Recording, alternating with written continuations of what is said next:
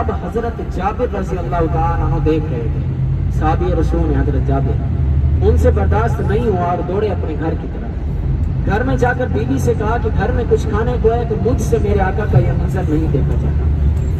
بیوی نے کہا ایک بکری کا بچہ ہے، تھوڑا سا جو کاٹا پڑا ہوا ہے۔ حضرت جابر رضی اللہ تعالیٰ عنہ نے بکری کا بچہ ذبح کیا اور بیوی سے کہا کہ اس کا سالن بنا، اور جو آٹا پڑا ہوا ہے اس کی روٹی بناؤ، میں آقا کو دعوت دے گا۔ حضرت جابر رضی اللہ تعالیٰ عنہ حضور علیہ السلام کی خدمت میں حاضر ہوئے اور آ کر عرض کی، یا رسول اللہ صلی اللہ علیہ وسلم، میرے گھر میں کچھ کھانے کو ہے، میں چند صحابہ کرام کی دعوت کر سکتا ہوں؟ حضور علیہ السلام نے دعوت کو قبول فرمایا اور حضرت جابر رضی اللہ تعالیٰ عنہ کو اپنی کالی کمنی والی چادر دی اور فرمایا کہ اے جابر، یہ گھر لے جاؤ اور بیوی سے کہو کہ روٹیاں پکاتی جائے اور اس کے نیچے رکھتی جائے، اور جب تک میں نہ کہوں ہانڈی کو بھی چولہے سے نہیں اتارتا۔ حضور علیہ السلام نے حضرت بلال حبشی سے فرمایا کہ اے بلال، سب صحابہ میں اعلان کر دو کہ آج ہماری دعوت حضرت جابر رضی اللہ تعالیٰ عنہ کو جائے۔ صحابہ کتنے تھے؟ کم و بیش 1000 سے 1500 صحابہ تھے، اور کھانا تھا 10 سے 11 آدمیوں کا۔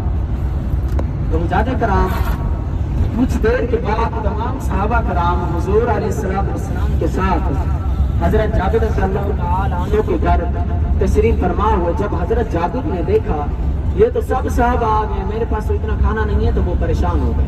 تو حضرت جابر کی بیوی نے کہا کہ اے جابر، کیا آپ کو معلوم نہیں ہے کہ ہمارے گھر کون تشریف ہے؟ دو جہانوں کے سردار حضرت محمد مصطفیٰ صلی اللہ علیہ وسلم، آپ کو پریشان ہونے کی ضرورت نہیں ہے۔ حضور علیہ السلام نے ہانڈی کو چولہے سے اتارا اور اس میں اپنا لعاب دہن ڈال دیا، تھوک مبارک اور کپڑا لپیٹ دیا اور فرمایا جابر، صحابہ میں کھانا تقسیم کرو۔ حضرت جابر رضی اللہ تعالیٰ عنہ نے کھانا تقسیم کرنا شروع کیا۔ صحابہ آتے گئے، کھانا کھاتے گئے۔ کم و بیش 1000 سے 1500 صحابہ کرام نے کھانا پیٹ بھر کر کھا لیا، کھانا ختم نہیں ہو رہا۔ پھر حضور علیہ السلام نے فرمایا جابر، اپنے گھر والوں کو کھلاؤ۔ گھر والوں کو بھی کھلایا، کھانا ختم نہیں ہو رہا۔ حضرت جابر بہت ہی حیران کہ کھانا تو اتنا نہیں تھا، میں دیکھوں تو صحیح کہ یہ کیا ماجرا ہے۔ جب انہوں نے ہانڈی سے کپڑا اتارا تو دیکھتا ہے کھانا ویسے کا ویسے پڑا ہوا۔ حضور علیہ السلام نے فرمایا جابر، قسم ہے مجھے اس ذات کی جس کے قبضہ قدرت میں میری جان ہے، اگر آپ اس ہانڈی سے کپڑا نہ اتارتے تو کل قیامت کے دن تک اس میں سے کھانا ختم نہ ہوتا۔ یہ حضور علیہ السلام کا معجزہ تھا خندق۔ مجاہد کرام، یہ جو صحابہ کرام نے قربانی دی ہیں، یہ صرف ہمیں بتانے کے لیے، ہمیں دکھانے کے لیے کہ یہ دین ہم اتنی محنت اور مشقت کے ساتھ چھوڑ کر جا رہے ہیں، ورنہ ان کے لیے کیا مشکل تھا؟ کچھ بھی نہیں تھا۔ وہ تو زمین پر ایڑی رگڑتے پانی کے چشمے پھوٹ پڑتے، چاند کو اشارہ کیے 2 ٹکڑے ہو گئے، تو کھانا کیا مشکل تھا ان لوگوں کے لیے؟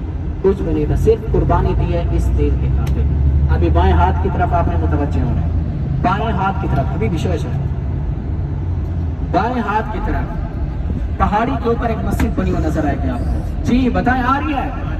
جواب دینا ہے بھائی، آ رہی ہے نا؟ مسجد فتح، مسجد فتح جنگ کے دوران حضور علیہ السلام کا خیمہ مبارک اس مقام پر تھا، ٹھیک ہے؟ اب اس کے نیچے ایک مسجد آئے گی کالے پتھروں والی، وہ جو پہاڑی کے اوپر ہے مسجد فتح ہے، سرکار کا خیمہ تھا۔ نیچے مسجد کالے پتھروں والی آ رہی نظر؟ مسجد حضرت سلمان فارسی، ان کا خیمہ مبارک اس مقام پر تھا، جنہوں نے خندق کھودنے کا مشورہ دیا تھا۔ کتنی مسجدیں ہو گئی؟ 2۔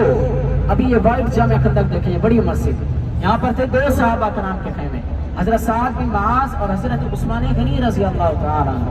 2 مسجدیں تھیں، ان 2 کو شہید کر کے ایک بڑی جامع خندق بنائی ہے۔ کتنی ہو گئی؟ 4۔ یہ 2 بیڈ ہوگی نا، 2 صحابہ کرام کے خیمے تھے۔ ابھی دائیں ہاتھ کی طرف دیکھیں، مسجد ہوئی ہے، مسجد شیر خدا حضرت علی رضی اللہ تعالیٰ عنہ، جنگ کے دوران ان کا خیمہ مبارک اس مقام پر تھا۔ کتنی مسجدیں ہو گئی؟ 6 مسجدیں۔ ابھی آگے دیکھیے گا، یہ ان مسجد کے پیچھے ایک چھوٹی سی 4 دیواری ہوگی، بلیک گرل لگی ہوئی ہوگی، مسجد خاتون جنت حضرت فاطمہ الزہرا رضی اللہ عنہا۔ جی یہ سامنے دیکھیں، آ رہی ہے نظر؟ ان گاڑیوں کے پیچھے کتنی مسجدیں ہو گئی؟ 7۔ 7 مساجد، 10 ماسک، ٹھیک ہے؟ اب یہ جو مسجدیں ہیں یہ بنائی تھی خلافت